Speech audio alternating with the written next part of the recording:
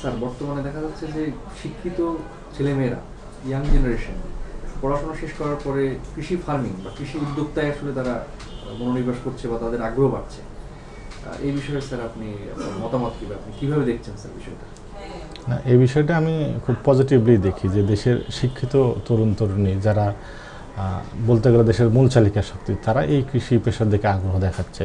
বাংলাদেশ কৃষি প্রধান দেশ, সেই হিসেবে বাংলাদেশের জিডিপির বড় অংশটা কিন্তু কৃষি পূরণ করে, এবং এই পেশায় শিক্ষিত লোকজন, উদ্যমী লোকজন, এই তরুণ যুবকদের কিন্তু এগিয়ে আসা দরকার। ওই অর্থে যদি আপনি চিন্তা করেন, তাহলে আমরা মনে করি যে এটা দেশের অর্থনীতির জন্য খুব ভালো একটা সংকেত, এবং আমাদের ভবিষ্যতের অর্থনীতির যে সূচক ঊর্ধ্বমুখী হওয়ার একটা আমি ভালো লক্ষণ বলে আমি মনে করি। তো এই ক্ষেত্রে বেশ কিছু সমস্যাও আছে, শুধুমাত্র আবেগের বশে বা এমনিতেই কোনো কিছু না জেনেই এই পেশা ঠিক না। কারণ হচ্ছে যেহেতু এটা খাবারের সাথে জড়িত, তো অতএব এই বিষয়ে জানাশোনা, পড়াশোনার মাধ্যমে উপযুক্ত জ্ঞান অর্জন এবং প্রশিক্ষণ নিয়ে তারপরেই আসা উচিত বলে আমি মনে করি।